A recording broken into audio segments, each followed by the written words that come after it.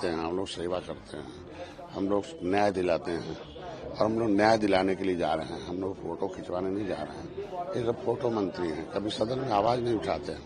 सोनू हमारे निषाद राज के वंशज का, कश्यप ऋषि के वंशज का, हमारी जिम्मेदारी बनती है कि उसके न्याय की लड़ाई लड़ें और जितने भी उसमें अधिकारी दोषी होंगे पहले वहां जाएंगे, वस्तुस्थिति से समझेंगे, परिवार से मिलेंगे, उनकी पीड़ा में हम शामिल होंगे और उसको न्याय दिलाने के लिए मैं मुख्यमंत्री से भी मिलूंगा। पहले अधिकारियों से बात कर लूं तो उसके बाद वहाँ तो हम लोग शांति पर उसके परिवार से मिलने जा रहे हैं। राजनीति जिसे राजनीति करना हो करें। ये लोग लाशों पर राजनीति करते हैं। हमारे समाज पिछड़ा है, कमजोर है, दलित है, शोषित है, वंचित है। अगर वो रोजगार के साधन मिले होते तो आज ऐसे थोड़ी होते हैं। तो मैं चाहूंगा कि जो आज के अपराधी का न जाति होता न उम्र होता, तो अब ये जो किशोर न्यायालय है इसकी उम्र घटा देनी चाहिए और उसको जो किशोर न्यायालय के जो सजा है उसको सामान्य व्यक्ति की सजा में बदल देना चाहिए, क्योंकि ऐसे बहुत कांड आ रहे हैं कि नाम है छोटे उम्र का, उसका फायदा उठाते हैं।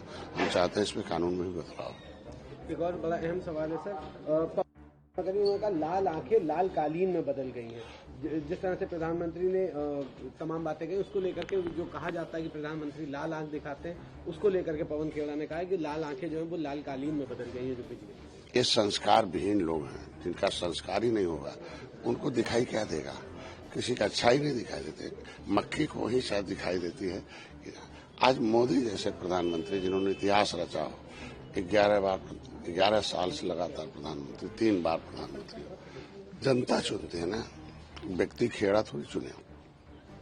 जनता ने खिताब दिया है, जनता ने अवसर दिया मोदी को देश में दुनिया में सेवा करने का। तो ये कौन होते हैं आज के? सब बयानबाजी करके अपना पहचान बनाते हैं, पोस्टर और बयानबाजी वाले लोग हैं। ये पर कुछ नहीं करना। ममता बनर्जी कह रही है कि चुनाव बचाने का मौका भी नहीं दिया, उनका नाम हटा दिया गया। 54 लाख चुनाव आयोग स्वतंत्र है, एजेंसी है। इन्हीं के समय के कानून का पालन करा रहा चुनाव आयोग। हमारी सरकार ने कोई नया कानून बनाया हो तो उसे बताए ना, इस कानून के तहत हमारा, इसके मतलब उस कानून का पालन नहीं करा रहे थे लोग और आज उस कानून का पालन हो रहा, तो दर्द क्यों हो रहा? कानून तो कानून है, कानून तो इन्हीं लोगों ने बनवाया था। जब इन्हीं लोगों ने बनवाया तो इसका काम।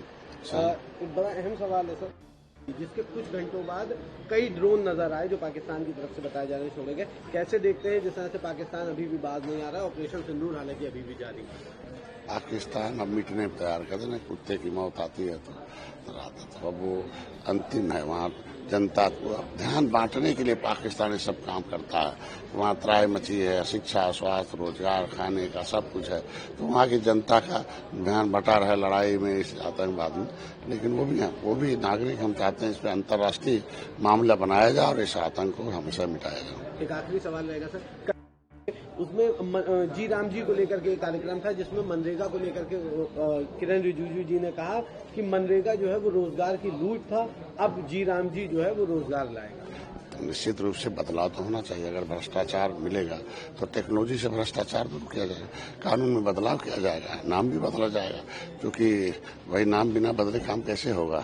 तो इसका मतलब ये सब पिछली सरकारें जनता जान गए ना कि किस तरह के लूटते रहे, इसीलिए मोदी को लाया। मोदी को धन्यवाद देता हूँ कि उन्होंने बदलाव लाया और आज के दिन में नए स्कीम के तहत, नए टेक्नोलॉजी के तहत अब सीधे रोजगार भी मिलेगा, भत्ता भी मिलेगा, उनको काम भी मिलेगा, सम्मान भी मिलेगा, सब कुछ मिलेगा। एक आखिरी सवाल रहेगा सर, जनता पार्टी के तमाम बड़े नेता, चाहे केंद्रीय मंत्री हो, प्रदेश अध्यक्ष हो, दोनों डिप्टी सीएम सब कार्यक्रम में मौजूद रहे।